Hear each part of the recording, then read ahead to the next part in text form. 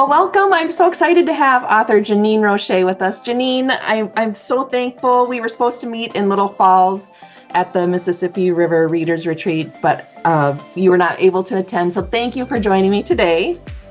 Thank you so much for having me. I was so disappointed when I wasn't going to be able to meet you back then. I'm glad we were able to get this to work out. Yes, yes. So let's just start off by talking a little bit about yourself, like if your family, where you live. I noticed no Minnesota accent, so. No, I grew up moving all around the United States. So my accent, if I have one, it's a blend. I say soda instead of pop. I don't have this like long O sound that people in Northern Ohio tend to have. But I do currently live in Ohio, and I'm up near the Cleveland-Akron area. And Ohio is kind of what I consider to be my home, because I've moved back here so many different times, and I love it here. And that's where I live. I have a husband, 4 kids, and 2 Labradors that I spend way too much time around because sometimes my husband thinks I'm crazy with the amount that I speak to them and just converse with them. I have written 6 books now. My 6th one is about to hit shelves on May 21st. So writing was a second career for me. Actually third, because my first 10 years of motherhood, I was a full-time stay-at-home mom. And then I started teaching family life education courses through University of Colorado. So I teach a lot about marriage and family.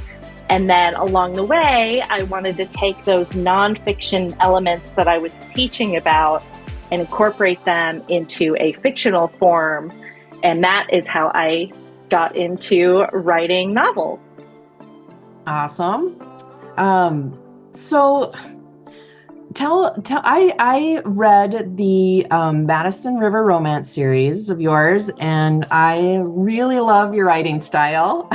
I love the way the characters would converse with each other and some of the thought processes. I chuckled several times. Thank you.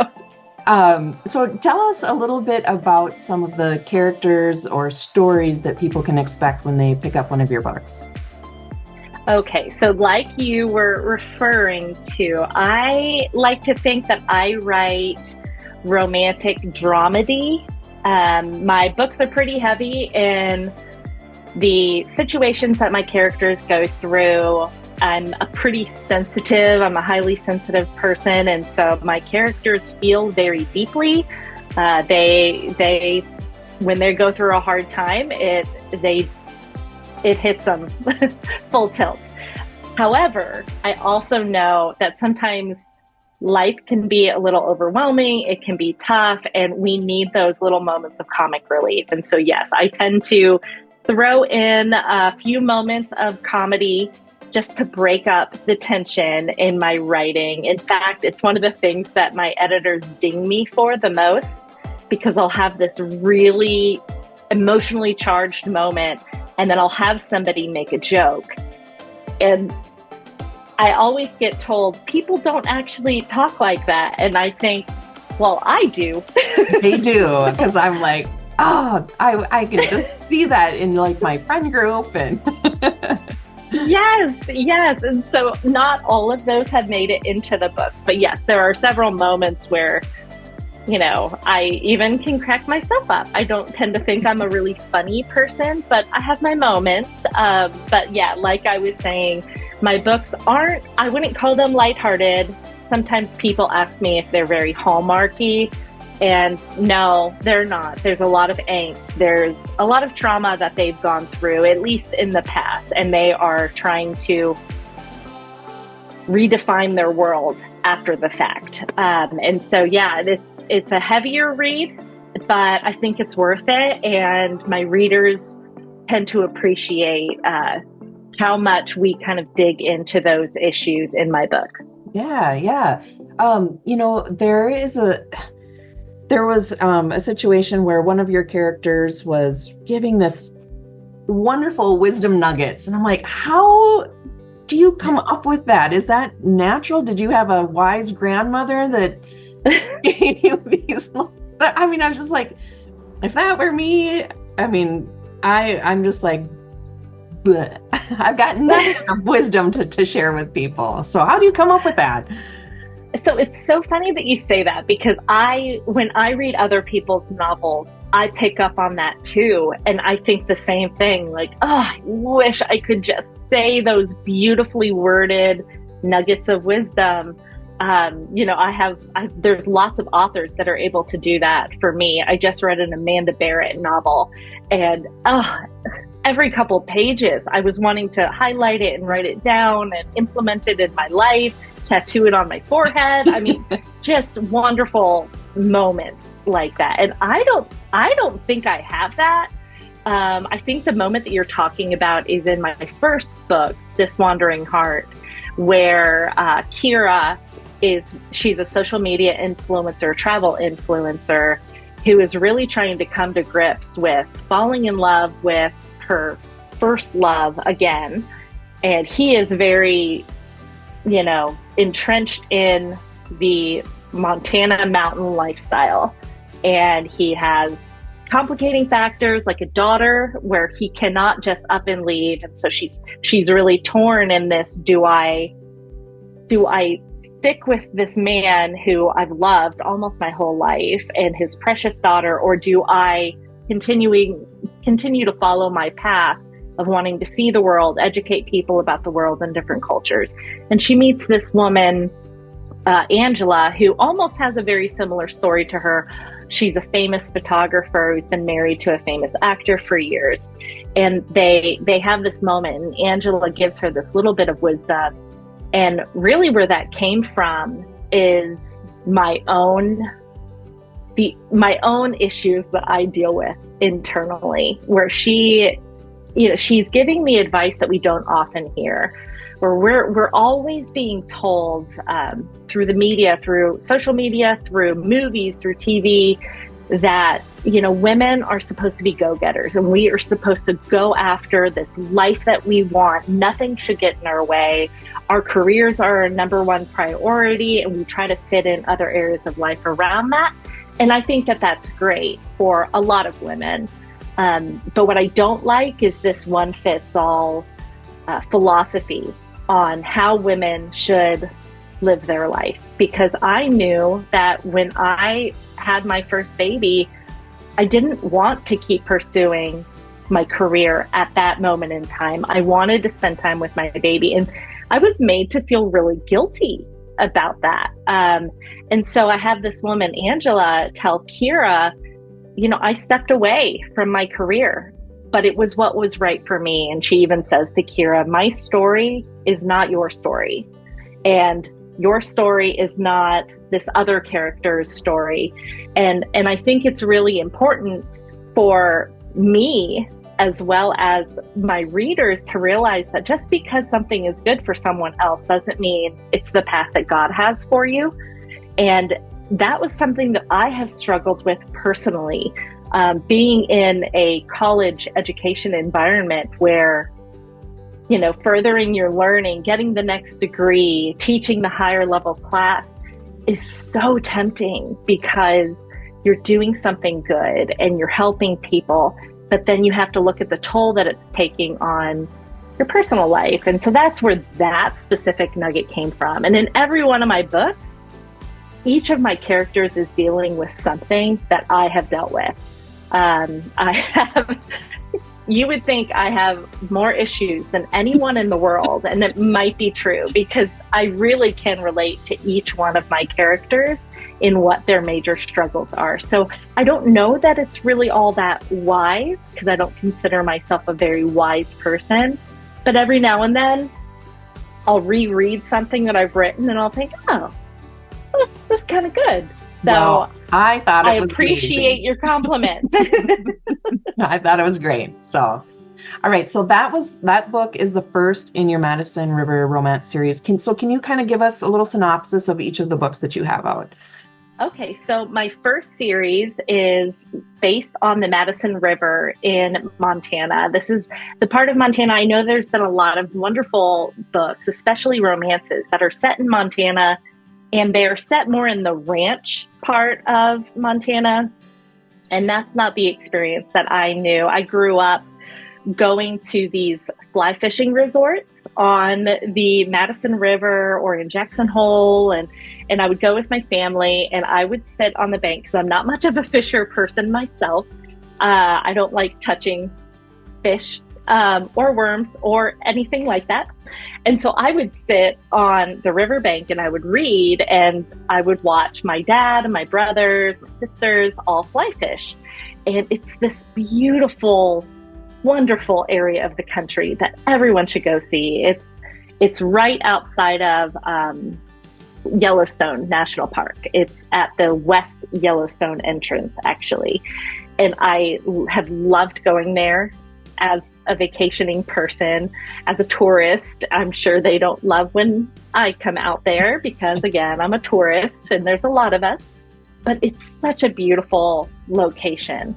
And at the same time, one of the reasons why I started even writing in the first place was I had just lost my father, and he was a writer. And he had always encouraged me in that way. And so I just started writing my feelings, what I was going through. And after a while, this series came about, and I was able to pay homage to my parents in that they never really got to have a retirement because of my dad's passing.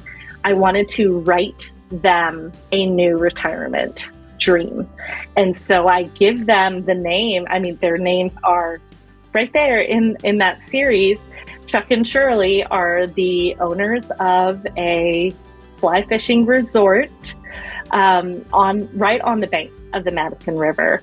And I kind of build each of their personalities into those characters. And then they have these two children, Robbie Matthews, and then Ryan, his sister. Both have very strong personalities, very fun characters to write, but they've each been through their own hardships. So the first book is about the brother and his relationship with Kira, this travel influencer.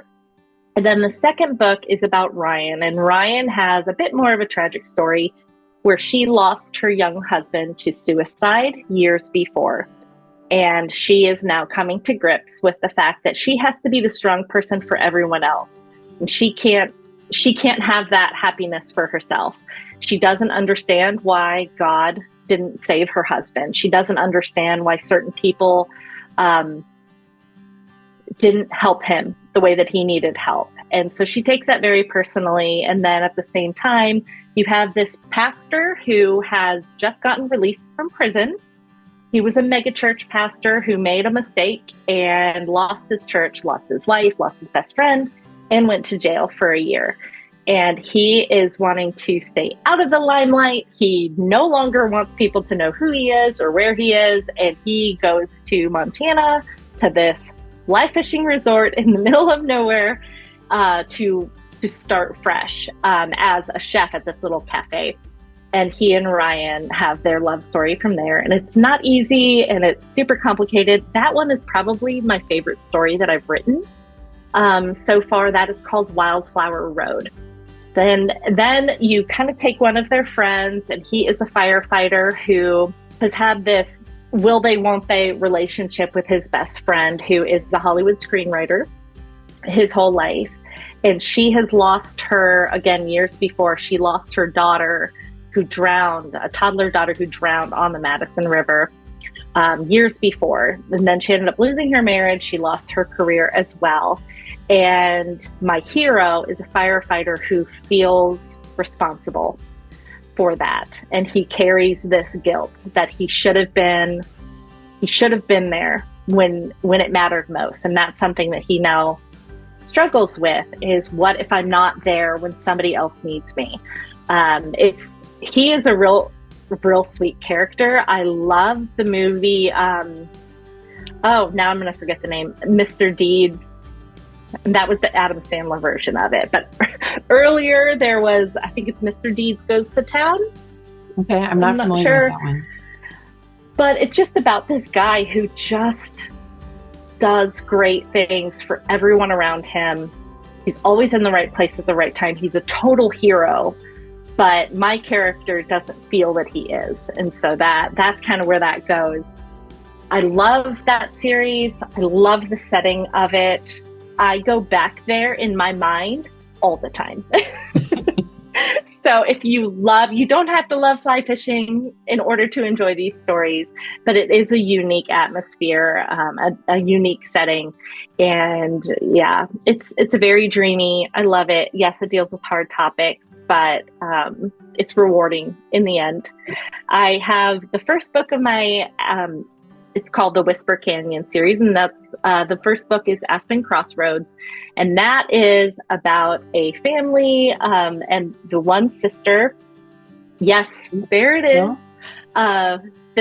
This family has they were abandoned by their mother, have a very strong relationship. They all have very quirky personalities. They were all kind of given these names for who they are meant to be by their mother, who was a bit of a free spirit before she left.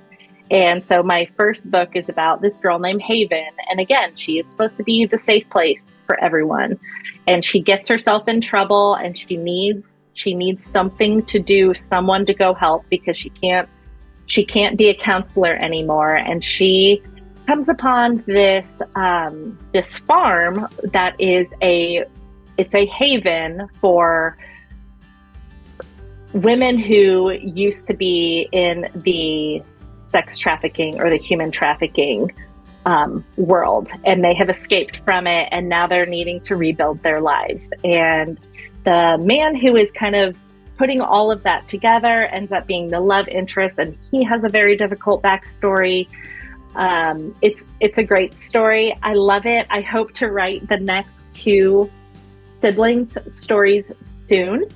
And then my latest book that just came out is With Every Memory. This one is more of a women's fiction novel than a romance. I switched publishers in between those, and this one is more of a family dramedy.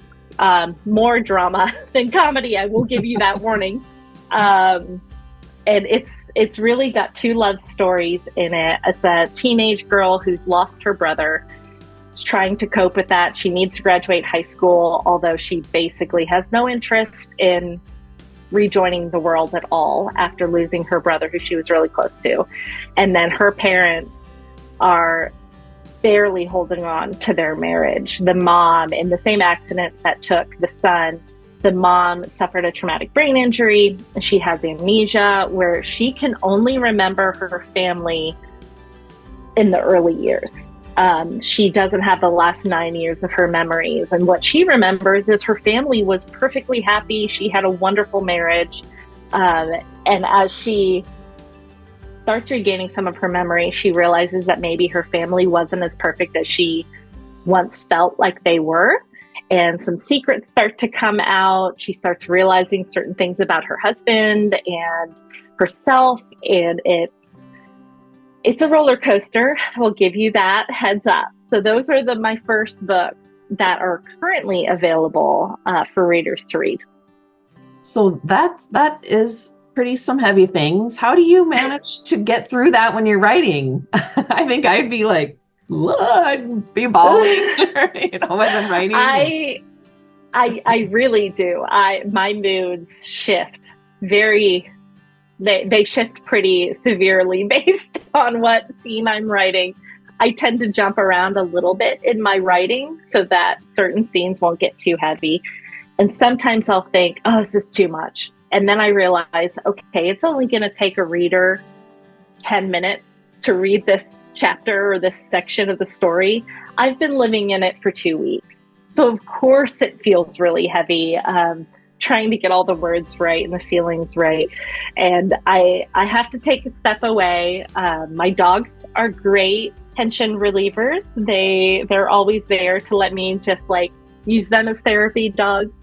I haven't been through every one of the traumas that my characters have endured, yet I've either known someone who has and I rely on their experience, or I just take those base feelings that we all experience when we feel rejected or when we feel a loss, when we're in mourning, when we don't know what direction to go in. I think we can all relate to those main emotions. Hmm. So, on your website, you say you find your inspiration from your travels. So, you mentioned you would go to the river and the fly fish, and then are you like, ooh, a baby maybe could get washed away? Like, how are you finding inspiration? Well, fortunately, I don't picture stuff like that all the time. Oh, good. That actually came from, I have a very short throwaway line in Wildflower Road was actually the book that I wrote first. And I have a very short line at the very beginning of the story where Ryan, the sister, the Matthews family sister, she sees a tombstone and she thinks life is very unfair because she sees this toddler's tombstone. And then, a year or two goes by and I'm trying to think through, well, what story would logically come after this? And I thought back to that poor child and what her parents must have gone through and how you would carry on. I have several friends who have lost children, and I don't think there's anything more difficult that a person could go through. And so I wanted to, as sensitively as I could, dive into those emotions and figure out how somebody would pick up the pieces of their shattered life and move on and still be able to find joy. And then the guilt that comes with finding joy after such a loss. So that's where that came from. But as far as the settings go, I love traveling. However, I'm not very well traveled. I've only been out of the United States like 3 times. 2 was for cruises and 1 was for a soccer tournament when I was in high school. And that was to Canada, like Toronto. So I am not You're a doing world better than traveler. me, just so you know. But I'm not too upset by that because I feel like there's so much in the United States to see. And I've really enjoyed those trips that I take. I'm a big road tripper, and I've driven out to Montana by myself. I've driven to Colorado by myself. Most recently, I took a trip down Route 66, and that was to follow in the footsteps of my father, who again had a big influence on me. And he took a road trip down Route 66 in 1961. And at the end of that, he met my mom in a small town in California, and that's kind of where my family got their start. So it's either from places I've already been where I've seen a certain romance in it, or it's from those trips that I just dream of taking one day. So that's where I get I don't know that I'll ever write like a Southern beach story. I would love to, but I think there's something more mysterious about the lesser traveled places, in the shadows of mountains and along roads that have been long deserted. I think I'm more of a rustic romance type person. So that's where I get most of my inspiration. Sure. And also on your website, you mentioned redemption, and that's important. And to a Christian, what does redemption mean, and why is it important? I think when you go back through the history of the world, and we see how if you come from a Judeo-Christian belief system and a worldview, you believe that there was a fall, that world wasn't meant to be full of pain, life wasn't meant to be full of pain and hardship, but that there was a fall, and because of that, everything changed. And that is why terrible things happen. That is why we have these losses that don't make sense to us. It's why death even exists in the first place. And so there has to be something more than what we feel in the dark moments. And then that's where we have the hope of Christ, for those of us who are Christians. And there's always that hope that even if you don't believe in Jesus or a higher power, that there's always another day that's coming, a day that will be better than what you're currently going through. And so learning that you aren't the reason why everything in your life fell apart, that it was nothing that you did, that it was out of your hands, that no sin, no mistake that we've done takes us too far, that we cannot be redeemed at the end. Nothing that we do can make us be completely unloved in this world.